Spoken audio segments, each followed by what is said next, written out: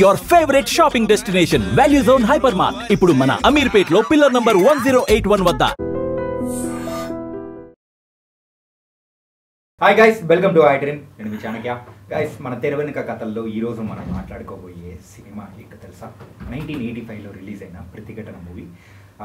ప్రతిఘటన మూవీకి ముందు విజయశాంతి గారు, తర్వాత విజయశాంతి గారు చాలా మార్పు వచ్చింది. ఆవిడ కెరియర్లోనే one of the biggest movie, ఇప్పటికీ మాట్లాడుకునే మూవీ ఏదైనా ఉందంటే అది ప్రతిఘటన. ఆ మూవీ గురించి మాట్లాడడానికి ఇప్పుడు మనతో పాటు కూడా సీనియర్ ఫిలిం క్రిటిక్ అయిన భరద్వాజ్ గారు ఇప్పుడు మనతో పాటు సార్తో మాట్లాడారు. హాయ్ సార్, నమస్తే సార్. నమస్తే అండి సార్. ప్రతిఘటన ఇప్పటికీ ఆ మూవీ చూస్తున్న వాళ్ళకు కూడా ఏంటంటే అదొక విప్లవాన్ని రగిలించే టైప్ ఆఫ్ మూవీ కానీ, అండ్ ఎన్నో రాజకీయ కోణాలతో ఉన్నది. అండ్ ఒక స్టూడెంట్స్ ఎలా అయితే రివోల్ట్ చేస్తే ఎలా ఉంటుంది, ఒక టీచర్కి జరిగిన అవమానం అనేది కూడా దానికి ప్రతీకారం తీర్చుకుంటే ఎలా ఉంటుంది, ఇలా చాలా బోల్డ్ అనే అంశాలతో కలగలిపిన మూవీ.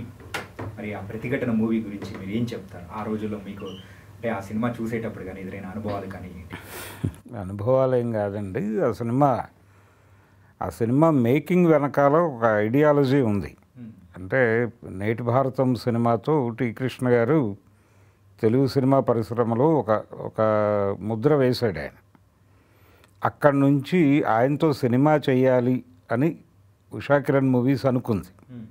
ఉషా కిరణ్ మూవీస్ అట్లూరు రామారావు గారి నాయకత్వంలో నడిచేది. అప్పుడు కొంత డిఫరెంట్ స్టోరీస్తో వెళ్ళేవాళ్ళు వాళ్ళు. అంటే ఒక రకరకాల పద్ధతుల్లో ప్రయోగాలు చేశారు. మయూరి అనే సినిమా అదే బ్యానర్లో వచ్చింది, ఆయన నేతృత్వంలోనే. అలాగే అశ్విని అనే సినిమా, అంటే కొన్ని వాస్తవ జీవితాన్ని సినిమాకి అడాప్ట్ చేయటము, ఇలాంటి ఒక ధోరణి ఉండేది. ఆ ధోరణిలో భాగంగానే ఈ ప్రతిఘటన అనేటువంటి సినిమా రూపుదిద్దుకుంది. నేటి భారతంతో ఒక ముద్ర వేసినటువంటి డైరెక్టరు టి కృష్ణ గారితో సినిమా చేయాలి అనుకున్నప్పుడు ఆయన పద్ధతిలో ఒక స్క్రిప్ట్ ఏదో నెరేట్ చేసాడు వీళ్ళకి. చేస్తే వీళ్ళు కోరుకుంది అది కాదు ఆయన దగ్గర నుంచి. అంటే వీళ్ళకు ఒక టార్గెట్ ప్రోగ్రామ్ ఉంది. అప్పుడు ఉషా కిరణ్ మూవీస్ అనేది ఈనాడు సంస్థ, అది రామోజీరావు గారికి సంబంధించినటువంటి ప్రొడక్షన్ హౌస్. అది వాళ్ళకి ఒక హిడెన్ ఎజెండా ఉంది, ఒక పొలిటికల్ ఎజెండా కూడా ఉంది. ఇది టి కృష్ణ అయితే బాగా చేయగలడు అని వాళ్ళు ఫీల్ అయ్యారు. ఎందుకు ఫీల్ అయ్యారంటే ఇది సిపిఐ నేపథ్యం ఉన్నటువంటి కుటుంబం. టి కృష్ణ గారు అంటే గోపిచంద్ గారు. అవును, టి కృష్ణ గారు సిపిఐ రిలేటెడ్ ఫ్యామిలీ అది. అలాగే మాదాల రంగారావు దగ్గర నుంచి సినిమాల్లో కొనసాగుతున్నాడు ఆయన. మాదాల రంగారావు గారి సినిమాల్లో క్యారెక్టర్లు వేసాడు ఆయన. ఆ తర్వాత పోకూరు బాబురావు గారు కూడా ఆయన సినిమాల్లో మాదాల రంగారావు గారి కుదురులోంచి వచ్చినటువంటి మొక్కలే ఇవన్నీ. అలా పోకూరు బాబురావు గారు ప్రొడ్యూసర్గా, వాళ్ళకు సినిమా థియేటర్ ఉండేది నవభారత్ అని చెప్పి ఒంగోలులో, టొబాకో బిజినెస్ ఉండేది. ఈ ప్రాసెస్లోనే వాళ్ళు ప్రొడక్షన్ చేద్దాము అనే ఉద్దేశంతో మొదలై నేటి భారతంతో వచ్చారు వాళ్ళు లైన్లోకి. సో ఈ కమ్యూనిస్ట్ పార్టీ బ్యాక్గ్రౌండ్ ఉండటం, అలాగే వంగవీటి బ్రదర్స్, వంగవీటి రాధా, వంగవీటి రంగా, వీళ్ళ చరిత్రలో సిపిఐ నాయకుడిని చంపేసినటువంటి ఒక కథ ఉంది అక్కడ. చలసాని వెంకటరత్నం గారిని చంపేశారు. సో దాని కంటిన్యూషన్లో కాట్రగడ్డ వెంకటనారాయణ గారిని కూడా చంపారు. ఈ నేపథ్యంలో వీళ్ళైతే ప్రాపర్గా వర్కౌట్ చేస్తారు అని ఆ బాధ్యత వీళ్ళకి అప్పచెప్పడం జరిగింది. ఎప్పుడైతే ఈ కార్యక్రమం వచ్చిందో వీళ్ళ ముందుకి వచ్చినప్పుడు అతనికి సంబంధించినటువంటి కొన్ని విషయాలను తీసుకుని, అందులో చాలా ఆల్రెడీ జర్నలిజం నేపథ్యం కూడా ఉంది కాబట్టి ఆ సంస్థకి కొన్ని అంశాలు తీసుకొచ్చి ఏదో ఒక పంచాయతీ వ్యవహారంలో ఒక లెక్చరర్తో ఆయన కొంచెం ఇబ్బందికరంగా బిహేవ్ చేశాడు అని ఒక వార్త ఉంది. అది చాలా చిన్నది, సింగిల్ కాలం వార్త. అది దాన్ని కొంచెం సాగ్గొట్టి ఆ క్యారెక్టర్ని కొంచెం పెంచి మనం ఏదైనా గేమ్ నడపచ్చా అన్నప్పుడు ఇంకా అనేక ఇతర అంశాలు తీసుకుని అప్పటి సమాజంలో రకరకాల ప్రాంతాల్లో జరిగినటువంటి, అంటే రౌడీయిజం అనే దాని తాలూకా సఫరర్స్, ఈ సఫరర్స్ తాలూకా కథలు అనేకం తీసుకుని దీంతో లింక్ చేస్తూ నడిపి ఒక కథను తయారు చేశారు. అందులో ప్రధానంగా రెండు క్యారెక్టర్ల మధ్య గొడవ. అది ఒక లెక్చరర్కి ఆ ఊరిని శాసించాలి అనుకుంటున్నటువంటి ఒక రౌడీకి మధ్యలో గొడవ, అంటే ఒక రౌడీ నుంచి రాజకీయ నాయకుడిగా మారుతున్నటువంటి క్రమం. అందులో నీకు టికెట్ ఎలా ఇస్తాము అన్నప్పుడు ఆయన కొడతాడు ఆ సిటీ పార్టీ ఇన్ఛార్జ్ మీద చేయి చేసుకుంటాడు. ఇది నిజంగానే జరిగిందంటే రంగా గారు కాంగ్రెస్లోకి ఎంటర్ అవుతున్నటువంటి టైంలో శిరీష్ రాజు గారు అప్పుడు అక్కడ పార్టీ వ్యవహారాలు చూసేవాడు. ఆయనతో ఘర్షణ అయింది. అది రిలేట్ చేసేసుకుంటారు జనాలు ఆటోమేటిక్గా.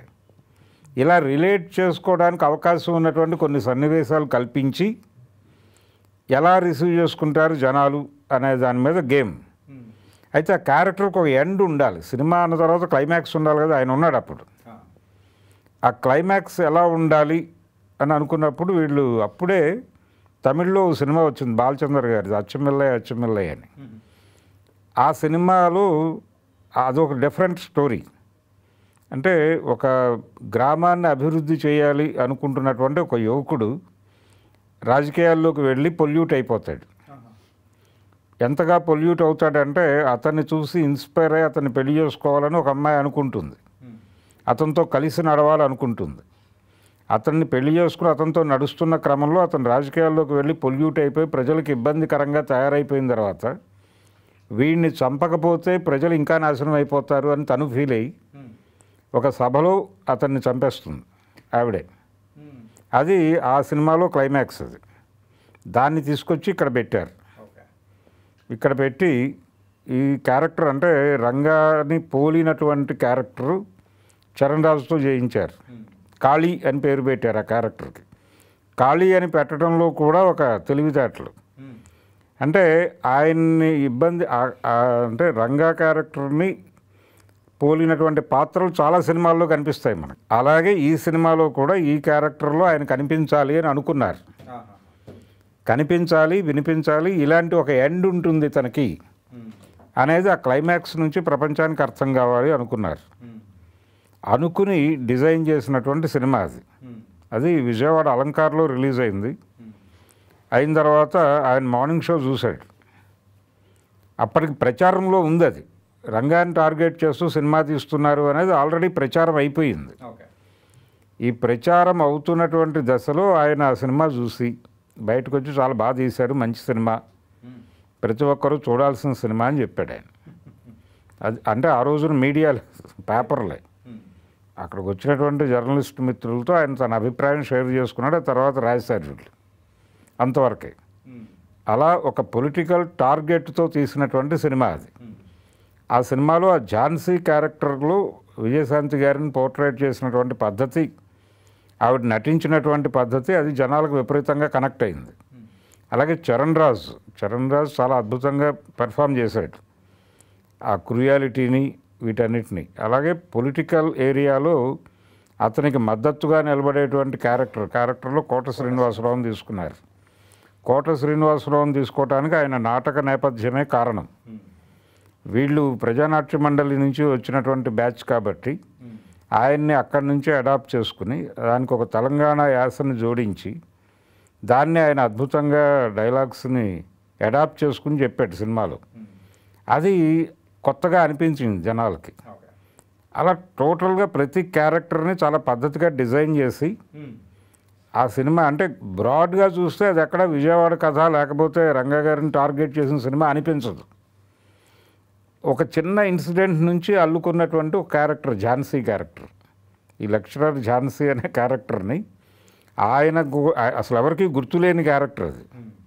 దాన్ని పట్టుకొని విపరీతంగా దాన్ని పెంచి ఆ క్యారెక్టర్ని అవమానపరిచినట్టు వస్త్రాపహరణం అంటే మహాభారతం నుంచి దుశ్శాసన పర్వం నుంచి ఒక రెఫరెన్స్ తీసుకొచ్చి ఇక్కడ వాడి దీన్ని ఎక్స్టెన్షన్ కాలేజీలో పెట్టి అప్పటి కల్చర్ మీద దాడి చేస్తూ ఒక పాట పెట్టి వేటూరి సుందరరామూర్తి గారితో రాయించి ఆయన ఈ లైన్తో మొత్తం కనెక్ట్ అవ్వటం కాదు, అక్కడ ఒక లెక్చరర్ని అలా బొమ్మ వేయటం అంటే విద్యార్థులు ఎలా పతనం అయిపోయారు అనే వరకు తీసుకుని ఆయన ఆ రెఫరెన్స్లో నుంచి ఆ పాట రాశాడు, ఈ దుర్యోధన దుశ్శాసన దుర్వినీత లోకంలో అని. అది విపరీతంగా పేలింది. అందులో రకరకాల ప్రయోగాలు చేశాడు ఆయన. చేసే ప్రాసెస్లో ప్రతి భారత సతిమానం చంద్రమతి మాంగళ్యం అని రాశాడు. అంటే చంద్రమతి మాంగళ్యం భర్తకు తప్ప కనిపించదు. అంటే హరిశ్చంద్రుడు తప్ప ఆవిడ కాట్ సీన్లో అది నీ మాంగళ్యంలా ఉంది, అది అమ్మేసి నీ కొడుకుని దహనం చేసుకోవచ్చు కదా అంటాడు ఆయన. అంటే నా మాంగళ్యం కనిపించిందంటే ఈయన నా భర్తే అయి ఉంటాడు కదా అనుకుంటుంది ఆవిడ. అలా అటువంటి దీన్ని తీసుకొచ్చి రోడ్డు మీద పెట్టేస్తున్నారు వీళ్ళు అనేసి నడుపుతాడు ఆయన ఆ పాటని. అలా చాలా విపరీతమైన ప్రభావం వేసినటువంటి పాట సాహిత్యపరంగా కూడా.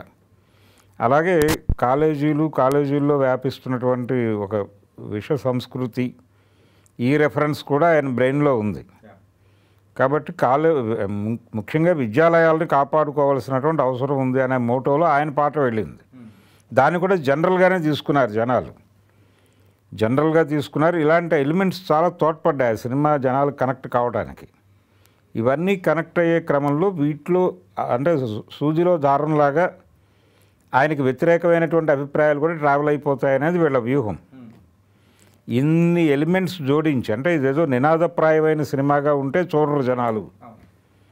కాబట్టి జనం చూసే అన్ని అంశాలని మేళవించి దాన్ని కూడా ఓ సెంట్రల్ ఐడియాగా పెట్టి అలా డ్రైవ్ చేసి ఎక్కించాలి అని ఏదైతే వాళ్ళు మొదట అనుకున్నారో, వాళ్ళ బ్రెయిన్లో వచ్చిందో దాన్ని అద్భుతంగా విజువలైజ్ చేయగలిగాడు టి కృష్ణ గారు.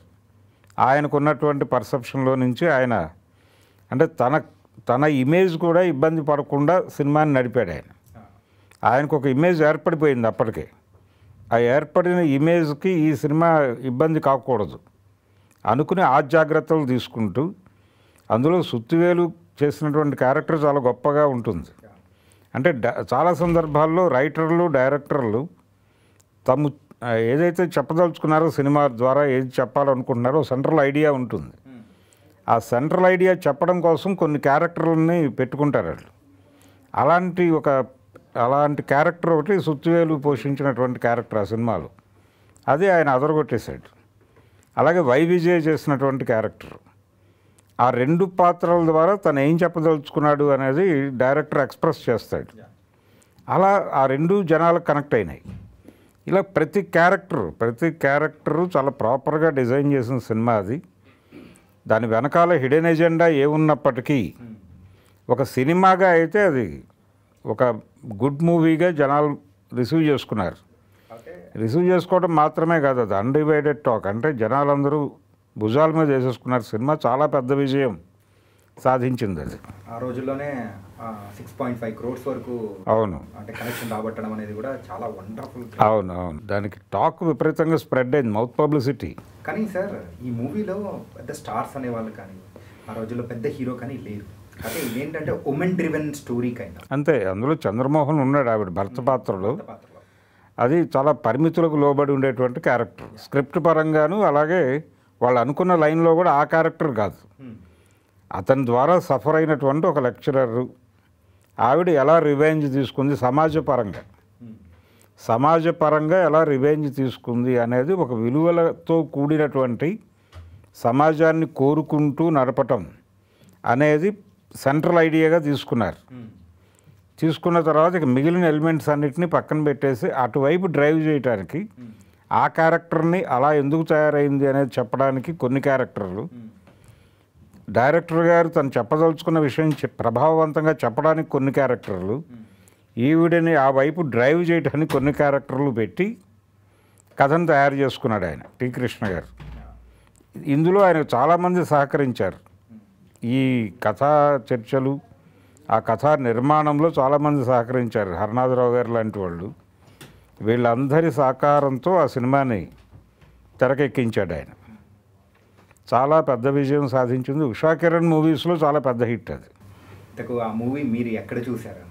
నేను విజయవాడలోనే చూశాను, విజయవాడ అలంకార్లోనే చూశాను. అది అప్పటికి ఇంకా అంటే అలంకార్ తర్వాత తగలబడిపోయింది. రంగా గారు చనిపోయిన తర్వాత ఆ థియేటర్ ఆ రోజు జరిగిన గొడవల్లో తగలబెట్టేశారు. షేప్ మారిపోయింది. ఇప్పుడు ఆ థియేటర్ ఉంది కానీ ఆ పద్ధతిలో లేదు. అప్పుడు సింగిల్ స్క్రీన్ థియేటర్ అది. అందులో చూసాను. అది అందులోనే ఆయన చూశాడు మార్నింగ్ షో. సార్ ఏంటంటే ఒక స్టార్స్ లేకుండా కూడా ఇంతటి అద్భుతమైన విజయాన్ని కూడా సొంతం చేసుకోవచ్చు అంటే ప్రాపర్ స్క్రిప్ట్ ఉండి జనాలకి కనెక్ట్ అయ్యేటువంటి అంశాలు ఉంటే సినిమాలు అంటే ఆ సమాజానికి కనెక్ట్ అవ్వాలి అది. ఆ ఎలిమెంట్స్ ఉంటే సినిమా క్యారీ అయిపోతుంది. అంటే మెయిన్గా టీ కృష్ణ గారి ప్రభావం అనేది కూడా టీ కృష్ణ కంట్రిబ్యూషనే. అంటే తనకు అప్పచెప్పిన బాధ్యతని ఆయన 100% నిర్వర్తించాడు. ఆ నిర్వర్తించే క్రమంలో సినిమా తీసే వాళ్ళకి కొన్ని లక్ష్యాలు ఉన్నాయి. ఆ లక్ష్యాలకి లోబడి తన ఇమేజ్ డ్యామేజ్ కాకుండా చూసుకుంటూ ఒక కథని డిజైన్ చేయటం అనేది ప్రతిఘటన సినిమాకి సంబంధించినటువంటి ప్రధానమైనటువంటి విజయ సూత్రం. సార్ ఏంటంటే ప్రతిఘటన మూవీ సాధించిన అవార్డ్స్ దాని గురించి కూడా చెప్పుకుంటూ ఉంటే చాలా అవార్డ్స్ అనేది కూడా వచ్చాయి. అవును, 6 నంది అవార్డులు, 2 ఫిలింఫేర్ అవార్డ్స్. ఫిల్మ్ఫేర్ అవార్డ్స్ వచ్చినాయి, నంది అవార్డ్స్. టోటల్గా సినిమా వైపు మొగ్గు చూపేంది నంది కమిటీ అనే విమర్శ కూడా వచ్చింది. అప్పుడు టెక్నికల్గా కూడా సినిమాకి ఏ మేరకు వెళ్ళాలో ఆ మేరకు వెళ్ళారు. Nice sir. And thank you so much ప్రతిఘటన మూవీ గురించి తెలియని ఎన్నో విషయాలు అనేది కూడా షేర్ చేసుకున్నందుకు. Thank you. And for more videos, Please subscribe to iDream. Please subscribe to iDream. Please subscribe iDream. And please subscribe to iDream. For more videos, subscribe to iDream. please like, share and subscribe to the channel. Congratulations, iDream. Subscribe to iDream. Subscribe to iDream. So subscribe to iDream Media. iDream team andarki huge congratulations. Please subscribe iDream Media. Please subscribe to iDream. Subscribe iDream. Please subscribe to iDream. iDream అంటే నా కళల ఛానల్ను subscribe చేసుకున్న నోరు తిరుగుతలేదు, మీరైతే గంట గుర్తు కొట్టండి. For more such videos, please subscribe to iDream. Subscribe to iDream. Please subscribe to iDream. Please subscribe iDream Media. Please do subscribe to iDream. Please subscribe to iDream Media. For best entertainment and information, please subscribe iDream. And don't forget to subscribe to iDream.